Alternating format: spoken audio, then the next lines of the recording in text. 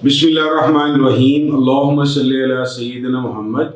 व अला आले सय्यिदिना मुहम्मद। अस्सलामु अलैकुम व रहमतुल्लाहि व बरकातुहू। मुख्तलिफ हलकों से बाज़ दफ़ा अफसोस का, बाज़ दफ़ा गुस्से का इजहार किया जाता है कि आखिर हमारे मुल्क पाकिस्तान में और ओवरऑल इस्लामिक कंट्रीज़ के अंदर क्या वजह है कि साइंटिफिक माइंड या साइंटिफिक तहकीक की तरफ तवज्जो भी नहीं है और उसका एटीट्यूड भी नहीं है। मुझसे बहुत सारे लोग सवालात भी पूछते हैं मेरी ज़ाती ज़िंदगी के अंदर भी, और जब से मैंने ये किताब और वीडियोस का काम किया है तो वो मेरे अंदर एक शायद डिफरेंट चीज़ पाते हैं कि एलानिया मजहबी इंसान होने के बावजूद मैं साइंस की बात भी कर लेता हूँ और अपने बेस सब्जेक्ट फ़लसफ़े को भी मानता हूँ और उसको फॉलो भी करता हूँ। तो क्या वजह है कि मुझे ये वाले मसाइल दरपेश नहीं होते जो बहुत सारे लोगों को इस तरह से पेश आते हैं कि मजहबी इंसान साइंस से भागता है और साइंस वाला जो इंसान है वो मजहब से इज्तनाब करता है, बल्कि उसके खिलाफ ही होता है। मैं अपनी कुछ ऑब्जर्वेशंस आप लोगों के साथ शेयर करना चाहूँगा, नॉट विद द इंटेंशन कि खुदा ना खास्ता आप मुझे फॉलो करना शुरू कर दें, लेकिन आप इस तरीके से इसको ले लीजिएगा कि जैसे मैं अपना एक पॉइंट ऑफ व्यू दे रहा हूँ कि हमारे यहाँ पे साइंस पे काम ना होने की वजह क्या है, और अगर हम कोशिश करें तो किस सिमत पे करें कि हालात अगर बहुत अच्छे नहीं तो कुछ डेवलप इस तरह से होने शुरू हो जाएं कि बेशक 50, 100, 200 साल के अंदर कोई तब्दीली पैदा हो सके। सबसे पहले तो हम ये देखते हैं कि ये जो सी 3 चीज़ें हैं इसको डिफाइन कैसे करते हैं, क्योंकि बहुत सारे लोग जो उनसे प्रो साइंस भी होते हैं वो शायद साइंटिफिक नॉलेज या साइंटिफिक मेथडोलॉजी से, क्योंकि उन्होंने एकेडमिकली नहीं पढ़ा होता तो शायद वो उसको उस तरीके से बयान नहीं कर सकते, और मज़हब से शायद बहुत सारे लोग वैसे ही किसी और मुख्तलिफ वजूहात की बुनियाद पे चिढ़ रहे होते हैं और उनके पास मज़हब का बुनियादी इल्म नहीं होता, तो उस पर भी उनकी राय उनके अपने ज़ेरे असर या हल्के के लोगों के अंदर तो असर रखती है, लेकिन मुख्तलिफ और लोगों या हलकों के अंदर वो राय एक्सेप्ट नहीं की जाती। तो सबसे पहले मैं अपने मजमून फ़लसफ़े की बात करूँगा। किसी भी और मौजू के हिसाब से या शोबे के हिसाब से फ़िलासफ़ी के अंदर अथॉरिटी नहीं है। अथॉरिटी का मतलब ये कि आप किसी भी शख्सियत के सैर में गिरफ्तार हो के उस शख्सियत के कहे हुए को हरफ़े आखिर मानने की आपको कोई ज़रूरत नहीं। हाँ, आप किसी फ़िलासफ़र को या किसी स्कूल ऑफ थॉट को पसंद कर सकते हैं, एडेप्ट कर सकते हैं, लेकिन पसंदीदगी और एडेप्टेशन के बावजूद आप अपने पसंदीदा फ़िलासफ़र के ऊपर एतराज़ भी कर सकते हैं, उसकी बाज़ थ्योरीज़ पे इख्तलाफ भी कर सकते हैं, और अपने स्कूल ऑफ थॉट को बेहतर बनाने के लिए ऐसे इक़दामात उठाने की आपको इजाज़त होती है जो नॉर्मली किसी और शोबे में इजाज़त नहीं है। तो आप यूँ समझ लीजिए कि फ़लसफ़ा एक ऐसा शोबा है जहाँ पे आपको शख्सियत परस्ती बिल्कुल नहीं मिलेगी, और इसके अलावा आपको किसी भी बड़े फ़िलासफ़र जो किसी भी दौर का हो, आपके पास इख्तियार होता है कि आप लॉजिकल तरीके से उस पर एतराज़ उठा सकते हैं या इख्तलाफ कर सकते हैं। दूसरी तरफ मज़हब एक ऐसी चीज़ है जो चलता ही अथॉरिटी पे है। आप बेशक किसी पॉलीथीस्ट रिलीजन के मानने वाले हों या मोनोथीस्ट रिलीजन के मानने वाले हों, या आपके रिलीजन के अंदर बुद्धिज़्म की तरह और काफ़ी हद तक जैनिज़्म की तरह कोई एक शख्सी खुदा का तस्वर ना भी हो, तो इसके बावजूद आप किसी न किसी अथॉरिटी को मान कर चलते हैं। यानी कि इस अथॉरिटी के अंदर आप किसी खुदा या खुदाई ताकत रखने वाली एक ज़ात को मानेंगे। अगर आप खुदाई ताकत को मान रहे हैं तो उसकी नाज़िल करदा किताबें या सहीफ़े या अहकामात या उसके मुकर्रर करदा रसूल, नबी, पैगंबर को आपको मानना है। इसी तरीके से آپ اس سرکل کے اندر اس طریقے سے اپنے رہتے ہیں کہ آپ کو بہت ساری چیزیں جو سی ہیں اس کو اعتراض کرنے کا یا اس سے اختلاف کرنے کا کی اجازت نہیں ملتی، بلکہ رواج عام جو مذاہب دنیا کے ہیں، چاہے وہ ابراہمک ریلیجن ہوں یعنی کہ اسلام، کرسچینٹی یا جودائزم، یا وہ ہندوازم ہو یا جینزم ہو یا بدھزم ہو، اس کے اندر آپ کے اختلافات یا اعتراضات کو سوالات نہیں مانا جاتا، بلکہ اس کو گستاخی کے زمرے میں بھی لیا جا سکتا ہے، کیونکہ یہاں پہ مذہب کے اندر جو سی ایک آپ کی اٹیچمنٹ ہے یا اتھارٹی کی فالوشپ ہے، اس کو تقدس کے ساتھ یا ایک خاص قسم کی عقیدت کے ساتھ جوڑا جاتا ہے۔ دیٹ از وائی آپ کی اتھارٹی کو مان کر چلنا آپ کے لیے ضروری ہے۔ مذہب کی ہی ایک دوسری شاخ جس کو ہم عام طور پہ صوفیزم کہتے ہیں، جو انڈیپینڈنٹلی بھی موجود ہے اور تقریباً تمام ریلیجنز کے اندر یہ ایک شاخ کی صورت میں بھی موجود ہے، وہاں پہ بھی آپ اگر غور کریں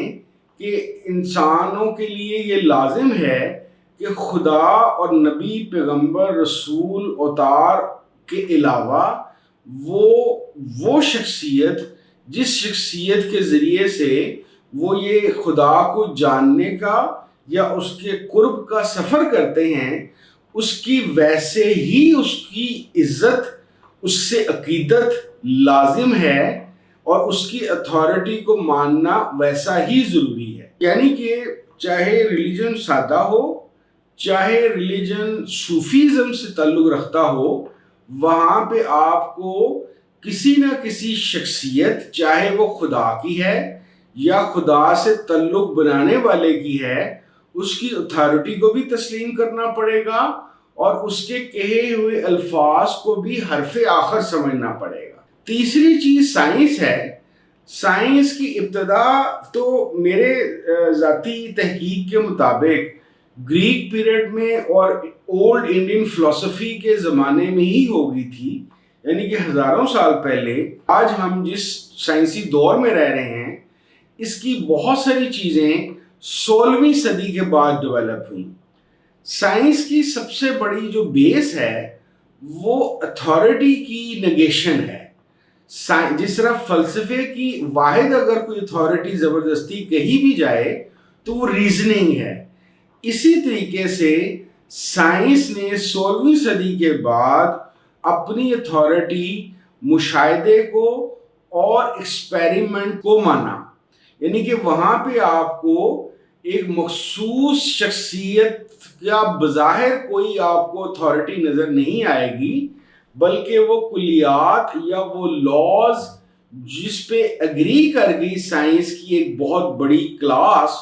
اس کا ماننا اور اس کے مطابق چلنا ضروری ہے۔ اور کیونکہ اس کو ہم نے سائنٹیفک دور میں یہ دیکھا اور سائنٹیفک میتھڈالوجی میں یہ دیکھا کہ اس کا فارمولا بنتا ہے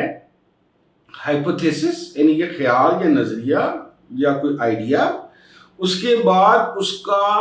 مشاہدہ اور پھر ایکسپیریمنٹیشن۔ ایکسپیریمنٹیشن کا مطلب یہ ہے کہ ایک کوئی نظریہ یا کوئی ایک واقعہ یا کوئی ایک خیال یا کوئی ایک تصور جب گیون انوائرمنٹ کے اندر بار بار کرنے سے ایک ہی رزلٹ دے تو اس کو سائنٹیفکلی اس چیز کو یا اس نظریے کو مان لیا جاتا ہے۔ اب اس کا ایک دوسرا رخ ہے جہاں سے اس کی مذہب کے ساتھ مسئلہ شروع ہوتا ہے سائنس کا۔ پہلا مسئلہ تو یہ ہو گیا کہ سائنس کسی الہامی یا میٹافزیکل اتھارٹی کو ماننے کے لیے تیار نہیں ہے۔ اسی طریقے سے سائنس کا دوسرا مسئلہ یہ ہے کہ یہ کسی انڈیویجول کی وہ ایکسپیرینس جس کو وہ دوسروں کے ساتھ شیئر نہیں کر سکتا یا ایک فزیکل ایکسپیریمنٹ کے ذریعے اس کو ثابت نہیں کر سکتا، سائنس ایسے کسی بھی نظریے یا کلیوں کو ماننے سے انکار کر دیتی ہے۔ اب آپ یہ دیکھ لیجئے کہ فلسفہ کھڑا ہے ریزننگ کے اوپر، جس کے اندر شخصیت پرستی نہیں ہے، اور میرا دل چاہے میں افلاطون سے، میں سقراط سے، یا ماڈرن ٹائم میں فوکو سے، ڈریڈا سے، کسی بھی فلاسفر سے ناٹ نان سینس طریقے سے بلکہ ایک سینسیبل طریقے سے، لاجیکل طریقے سے اگر اختلاف کرنا چاہوں تو میرا مضمون اس بات کی اجازت دیتا ہے۔ سائنس کے اندر ہمیں پتہ چلا کہ سائنٹیفک میتھڈولوجی اس بات کو پروموٹ کرتی ہے کہ وہ چیزیں جو فزیکلی یا ایکسپیریمنٹ کے تحت ثابت ہو سکتی ہیں اور بار بار، ایک دفعہ نہیں کہ ایکسیڈنٹل رزلٹ آ گیا، بار بار اس کا رزلٹ وہی ملتا ہے، تو سائنس اس چیز کو مان لے گی، اور اگر وہ ایک پرسنل ایکسپیرینس ہوگا یا ایکسپیریمنٹیشن کی بھٹی سے گزر کے وہ ثابت نہیں ہوگا تو سائنس اس کو ریجیکٹ کر دے گی۔ اب یہی وہ مسئلہ ہے جس کی وجہ سے ہمارے جیسا ملک، جو ایک مذہبی ڈومینیٹڈ ملک ہے، یا جو بہت سارے مسلم ملک ہیں، وہ آج تک سائنس کی اس چیز کو ہینڈل نہیں کر سکے یا ایڈریس نہیں کر پائے۔ سو مچ سو کہ آپ ایک بات ضرور ذہن میں رکھیں کہ ماضی میں، یعنی کہ آج سے تقریباً 700-800 سے 1200 سال پہلے جن مسلمان سائنسدانوں پہ ہم فخر کرتے ہیں اور جہاں پہ ہماری، جس کو پنجابی میں کہتے ہیں کنڈ لگنے لگتی ہے یا ہم ذلیل ہونے لگتے ہیں، تو ہم کہتے ہیں کہ نہیں جی ہمارا بھی بڑا اچھا زمانہ تھا۔ لیکن ہمیں یہ بات ہی ذہن میں رکھنی چاہیے کہ وہ تمام جو سائنسدان جنہوں نے سائنس کے میدان میں بہت بہت بڑے کام کیے اور وہ مسلمان بھی تھے، ان کا انجام کوئی بہت اچھا اس معاشرے میں نہیں ہوا۔ نمبر 1 وجہ تو مجھے یہ لگتی ہے کہ ہمارے پاس جن لوگوں نے اچھا کام کیا یا سائنٹیفک دور کے اندر ایک اپنا نام بنایا یا ایون ویسٹ کو بھی بہت ساری چیزیں بتائیں سکھائیں، ان کی دردناک، ان کو ملنے والی سزائیں اور ان کی جسے کہتے ہیں کہ عجیب و غریب طریقے سے اموات نے شاید ایک خوف کا عنصر پھیلا دیا اس چیز کے اندر کہ اس چیز سے بچو، یعنی کہ ایکسپیریمنٹیشن یا سوال یا اعتراض یا اختلاف مت کرو۔ دوسری ایک وجہ یہ بھی نظر آتی ہے کہ ہم مذہب کو، جس کو کہتے ہیں کہ ایک ارتقائی عمل، اس میں سے ناگزار سکتے۔ ارتقائی عمل کا سب سے بڑا مسئلہ یہ ہے، جو فکری ارتقاء کی میں بات کر رہا ہوں، ناٹ بایولوجیکل، اس کی سب سے بڑا ایشو جو مجھے ذہن میں آتا ہے کہ یہ مسئلہ یہ ہے کہ ارتقاء ڈیمانڈ کرتا ہے نئی دنیا، نئے اصول، نئے قوانین، نئی انوائرمنٹ کو ڈیولپ کرنے کے لیے۔ لیکن ہماری جو پچھلے 1000 سال کی تاریخ ہے، اس کے اندر ٹریجڈی یہ رہی کہ ہم نے ہر دفعہ یہی بات سوچی کہ اگر ہم نے نئے اصول یا نئے نقطہ نظر بنانے کی کوشش کی یا نئے طریقے سے لوگوں کو یا چیزوں کو دیکھنے کی کوشش کی، تو کسی نہ کسی طور پہ ہم کسی گستاخی کے مرتکب ہو جائیں گے، اور گستاخی کے مرتکب اس لیے ہو جائیں گے کیونکہ ہماری مسئلہ سارا کا سارا اسلامک ورلڈ کا یہ ہے کہ پتہ نہیں اچھا ہوا یا برا ہوا یا کیسے ہوا، یہ بات بھی مجھے پتا کہ قرآن مجید کے متعلق تو رسول کریم صلی اللہ علیہ وسلم کی ہمیں واضح احادیث ملتی ہیں کہ یہ guide line for all Times ہے، لیکن ہوا کچھ اس طریقے سے کہ اسلامک لٹریچر کے اندر بہت ساری اور ایسی کتابیں شامل ہو گئیں جس کو ہم نے ویسا ہی تقدس دینا شروع کیا، اور ان کتابوں کو اور ان کتابوں میں پیش کیے نظریات کے متعلق بات کرنا بھی ہم نے اسی طریقے سے گستاخی میں شامل کر لیا۔ اب مسئلہ سارا کا سارا یہ ہے کہ ہمارے ملک پاکستان میں ایک اور بڑی ٹریجڈی ہے۔ وہ ٹریجڈی یہ ہے کہ بدقسمتی سے جو پرو سائنس لوگ ہیں بظاہر، اس میں 2 کیٹیگریز ہیں۔ ایک وہ کیٹیگری ہے جو سائنس یا سائنٹیفک میتھڈولوجی کو مانتی اور سمجھتی ہے، جس کو یہ بات پتا ہے کہ سائنس کا ظرف بڑا ہے، سائنس پہ اعتراض کیا جا سکتا ہے، اس پہ سوالات اٹھائے جا سکتے ہیں۔ یہ وہ لوگ ہیں جو سائنس کو ایکڈیمکلی جانتے ہیں، لیکن ایک بہت بڑی ایسی تعداد ہے لوگوں کی ہمارے ملک میں جو مختلف وجوہات کی بنیاد پہ مذہب سے تنگ آئے ہوئے ہیں۔ میں اس بحث پہ نہیں پڑھنا چاہتا کہ ان کی کیا وجوہات ہیں، اور میرا تجربہ یہ ہوا ہے کہ بدقسمتی سے ہمارا جو سا نان ریلیجس طبقہ ہے، جو بظاہر اپنے آپ کو سائنس کو ماننے والا سمجھتا ہے لیکن ایکڈیمکلی وہ اس کو نہیں جانتا، بدقسمتی سے وہ ہمارے عام مذہبی طبقے سے بھی زیادہ متشدد ہے۔ اور اس کی میں اکثر خاص طور پہ سوشل میڈیا پہ بہت سارے دوستوں کی پوسٹ دیکھتا ہوں، معذرت کے ساتھ بعض دفعہ وہ سائنس کے متعلق بڑی نان سینس بات کرتے ہیں۔ میں ایک مثال دیتا ہوں، میں ڈارون کو ایک بہت بڑا آدمی سمجھتا ہوں، لیکن ڈارون کی تھیوری کے اوپر جو اعتراضات ہیں اور ڈارون کی تھیوری کے اندر جو سکم یا پرابلمز نکالی ہیں وہ بھی گوروں نے ہی نکالی ہیں، وہ بھی سائنسدانوں نے ہی نکالی ہیں، میں اس کو بھی کنسیڈر کرتا ہوں، اور میں اس بات کو سمجھتا ہوں کہ ڈارون کی تھیوری کے اندر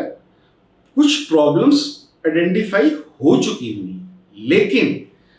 اس کے باوجود 19ویں صدی میں ڈارون نے جو کام کیا اس تمام پرابلمز کو نکلنے کے باوجود وہ ایک بڑا آدمی تھا۔ اب کیونکہ ہمارے معاشرے میں عادت پڑ گئی ہوئی ہے اس بات کی کہ ہر بڑے آدمی کو، چاہے وہ مذہبی ہو، چاہے وہ فلاسفر ہو، چاہے وہ سائنٹیفک ہو، اس کے ساتھ ایک تقدس جوڑ دیتے ہیں۔ اس تقدس کی ڈیمانڈ یہ ہوتی ہے کہ بھئی اب اس کے خلاف بات نہیں کرنی، یہ حرف آخر ہے، that's it۔ یعنی کہ وہ اس بات کو جانتے ہی نہیں کہ بے شمار سائنٹیفک ڈسکوریز ایسی ہیں جو وقت کے ساتھ ساتھ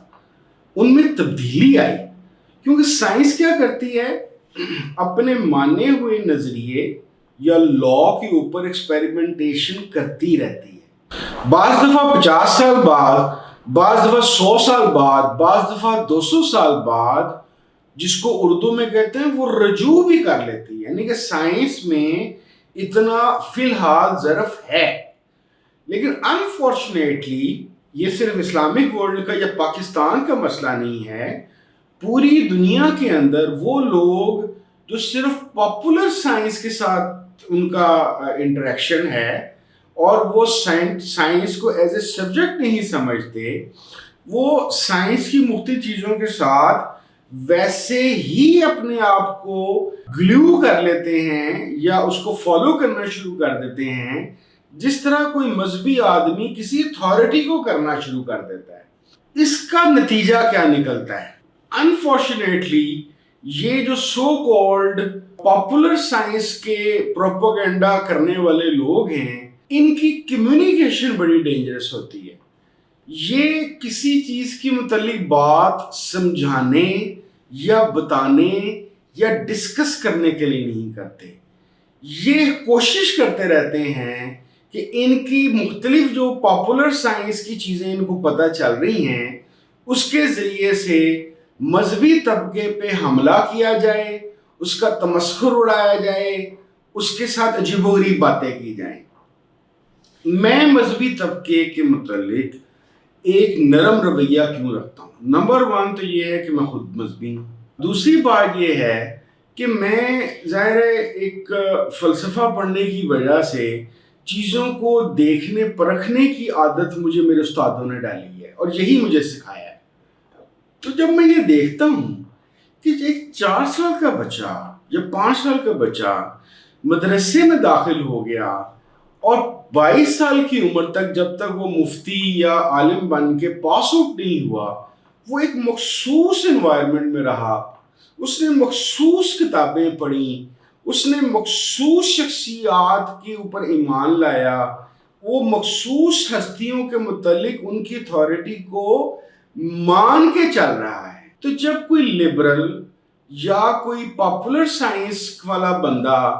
اس کو ایک دم سے کسی پوسٹ میں یا اپنی ذاتی زندگی میں اس کو دھتکار دے گا،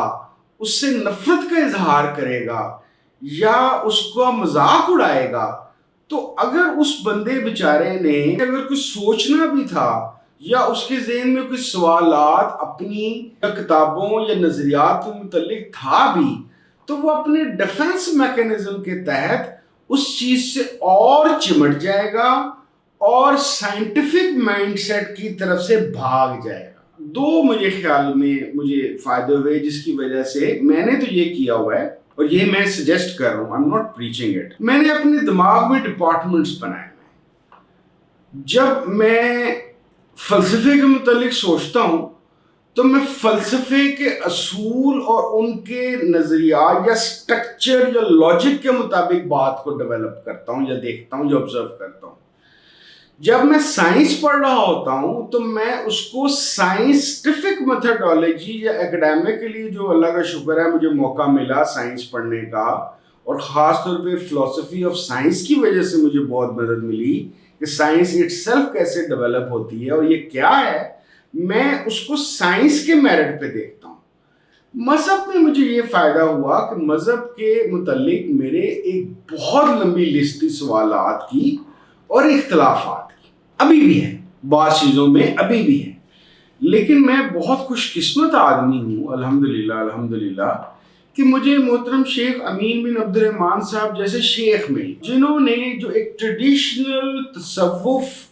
اور مذہب کے جو وہ مسائل جو میں سمجھنے سے پہلے بھی قاصر تھا اور آج بھی ہوں، مجھے ان میں پھنسایا ہی نہیں، بلکہ مجھے جو جسٹ آف ریلیجن ہے وہ سمجھا دی۔ اس کے متعلق ہاں میری کمزوری یہ ہے کہ بدقسمتی سے آج تک میں باعمل نہیں ہو سکا، لیکن دو چیزوں کا انہوں نے، ایک تو مجھے جسٹ آف ریلیجن یعنی کہ رسول کریم صلی اللہ علیہ وسلم سے عقیدت، محبت، ان کی عزت اور ان سے رابطے کی کوشش کا مجھے اصول بتا دیا۔ دوسرا انہوں نے مجھے سختی میرے پہ یہ رکھی کہ اخلاقیات کو بہتر کرو۔ یہ جو میں اکثر کہتا ہوں تمسخر نہ اڑاؤ، یہ نہ کرو، لوگ دور ہو جائیں گے، بھاگ جائیں گے، میں ایسا نہیں تھا۔ یہ میں اور اس پہ پوری طرح میں ابھی تک عمل بھی نہیں کرتا، لیکن یہ میرے محترم شیخ صاحب نے مجھے سمجھایا کہ بھئی اخلاقی طریقے سے کیسے چل رہے ہیں انسانوں کے ساتھ۔ لوگ مختلف ہوتے ہیں، پاپولر سائنس والوں کو اگر وہ عجیب و غریب سی پوسٹیں کر رہے ہیں یا مذہب کا مذاق اڑا رہے ہیں تو میں ان کو کیا مار دوں ان کو، یا ان کے اوپر مقدمے کر دوں، یا ان کو گالی نکالنا شروع کر دوں؟ نہیں، مجھے اس بات کو سمجھنا ہے کہ ان بیچاروں کو بعض چیزوں کا پتہ ہی نہیں ہے، یہ اپنے مخصوص مائنڈ سیٹ کے مطابق چل رہے ہیں۔ دوسرا اس کا یہ ہے، ایک اور میری سجیشن ہے، ایک سجیشن تو یہ ہے کہ آپ جس چیز کے متعلق بات کریں اس کے اصول و قوانین کے مطابق بات کریں۔ دوسرا مشورہ یہ ہے کہ اگر آپ پروموشن آف سائنس کرنا چاہتے ہیں تو فار گاڈ سیک لوگوں کا مذاق اڑانا یا ان کے عقائد کے متعلق عجیب و غریب باتیں کرنا چھوڑ دیں۔ تیسری چیز میرا مذہبی طبقے سے ایک ریکویسٹ ہے، یہ بڑی عجیب سی ریکویسٹ ہے، ویسے مجھے خود بھی عجیب لگ رہی ہے، آپ لوگ مناظرے نہ کیا کریں، یہ ڈومینز ہی ڈیفرنٹ ہیں، اور ویسے بھی سب سے بڑا مسئلہ یہ ہے کہ ہمارے جو اچھے پڑھے لکھے مذہبی لوگ ہیں یا جو با علم واقعی جینون علماء ہیں، وہ اس بات کا احساس رکھتے ہیں کہ ہاں یہ سچ ہے کہ پچھلے 1400-1500 سال کے اندر، اور خاص طور پہ پچھلے 500 سال کے اندر، ہماری اسلامک لٹریچر میں بہت سارا لٹریچر ایسا آ گیا ہے جو کمپرومائزڈ ہے، جو وقت کے ساتھ ساتھ جس کو ڈیفینڈ کرنا اور مستقبل میں اس کو پراپرلی ایسے ہی پریزنٹ کرنا مشکل سے مشکل ہوتا جائے گا۔ تو اس بات کا احساس کرتے ہوئے علماء حضرات سے یا میرے جو فیلوز مذہبی لوگ ہیں، میرا مشورہ یہ ہوگا کہ آپ نے اگر سائنس کی بات کرنی ہے تو سائنس کے پیرائے میں کیجیے۔ دیکھیں بالکل اس طرح جس طرح پاپولر سائنس والے یا لبرلز اس بات کی غلطی کرتے ہیں کہ وہ اپنی سائنٹیفک میتھڈالوجی کی جو اتھارٹی یا جو سائنس ہے وہ مذہب پہ ٹھوکنے کی کوشش کرتے ہیں جو نہیں ٹھوک سکتے. یعنی کہ ایک بچہ ہے، وہ مدرسے میں پڑھا ہے، اس کو قرآن شریف اور احادیث مبارکہ کی کتابوں کے متعلق یا ان کی ایک سینسٹیوٹی اور اس کی اتھارٹی کے متعلق اس کا مائنڈ پرپیئر کیا گیا ہے. آپ ٹھک کر کے اس کو کہہ دیں گے کہ بھئی اس میں تو یہ چیز کیسی لکھی ہے، یا تو فلانے بزرگ کو مانتا ہے، وہ سائنس کی یہ چیزوں کے متعلق کیسی عجیب باتیں کرتے ہیں، تو وہ آپ سے بھاگ جائے گا. آپ نے اگر سائنس کے متعلق کام کرنا ہے تو سائنس کے متعلق کام کیجیے. اور ان تمام چیزوں کا سب سے ضروری چیز میں یہ سمجھتا ہوں کہ اگر آپ سائنٹیفک ایکیومن یا یہ چیزیں معاشرے میں ڈیولپ کرنا چاہتے ہیں تو بھیا ایک تو یہ مذاق اور تمسخر اڑانا مذہب کا اور ان چیزوں کا بند کر دیں. دوسرا میری درخواست ہے مذہبی حلقوں سے خاص طور پہ سوال کرنے کی اجازت دیں. جب تک آپ اچھے طریقے سے اور لوگوں کو بھی سکھائیں بھی کہ سوال کرنا کیسے. ایک الفاظ ہوتے ہیں آپ ادھر تشریف لائیے، ایک ہوتا ہے اوے ادھر آ. تو یہ دونوں میں فرق ہے. ہمیں ضرورت یہ ہے کہ ہمارے معاشرے میں سوال پوچھنے کی اور اختلاف کرنے کی اجازت ہو، اخلاق کے دائرے میں رہ کے. میرا ماننا یہ ہے کہ سائنس اور ٹیکنالوجی پاکستان میں اور مسلم ورلڈ میں تب ڈیولپ ہوگی جب یہاں پہ سوشل سائنسز پہ پراپرلی کام ہوگا. میں اس ساری گفتگو کو اس طریقے سے سم اپ کروں گا، اور معذرت کے ساتھ میرا اپنے مذہبی جو ان سے لوگ ہیں ان کو زیادہ میری درخواست ہوگی کہ آپ ایک سٹیپ آگے آئیں اور کوشش کریں. نمبر 1، لوگوں کو سوال کرنا کیسے کرنا ہے اس کی اجازت دیں اور ان کو سکھائیں. نمبر 2، اپنے سبجیکٹس کے اندر اور اپنے مدارس کے اندر سائنسز اور سوشل سائنسز کو ڈیولپ کریں اور اس کو اس سلیبس کے تحت اس کو میرٹ کے اوپر سائنس کو پڑھانا شروع کریں. اس طریقے سے میں امید کرتا ہوں کہ شاید ہم کسی نہ کسی رخ پہ چلنے کی کوشش کا آغاز کر سکتے ہیں. جو ہمارے پاپولر سائنس ماننے والے لوگ ہیں ان سے میری مؤدبانہ صرف یہی درخواست ہے کہ آپ سے اگر کچھ بھی نہیں نہ ہوتا تو کم از کم ایک کام ضرور کر لیں کہ اگر آپ کو مذہب پہ کوئی اعتراض ہے یا اختلاف ہے یا کوئی انہونا واقعہ آپ کے ساتھ ہوا ہے جس کی وجہ جو آپ سے بھلایا نہیں جا رہا، تو آپ کم از کم اعتراض کرنا یا اختلاف کرنا آپ بھی سیکھنے کی کوشش کریں. آپ اپنے الفاظ یا جملوں کو نشتر بنانے کی بجائے آپ اس کو ایک ڈرامائی انداز سے پیارا، خوبصورت اور ایسا بنا سکتے ہیں کہ جس کے تحت آپ کی جو فکر ہے یا تھاٹ ہے یا جو آپ کی انٹلیکچوئل ایک کوشش ہے وہ ایک کنٹریبیوشن کی صورت میں آئے، بجائے اس کے کہ اس کو صرف ایک مذاق کی صورت میں لیا جائے. یہاں پہ اس ساری گفتگو کو اختتام کرتے ہیں. امید ہے کہ آپ کو شاید میری ان الفاظ سے کچھ نئی چیزیں سوچنے کی تحریک ضرور ملی ہو. بہت شکریہ. السلام علیکم ورحمۃ اللہ وبرکاتہ.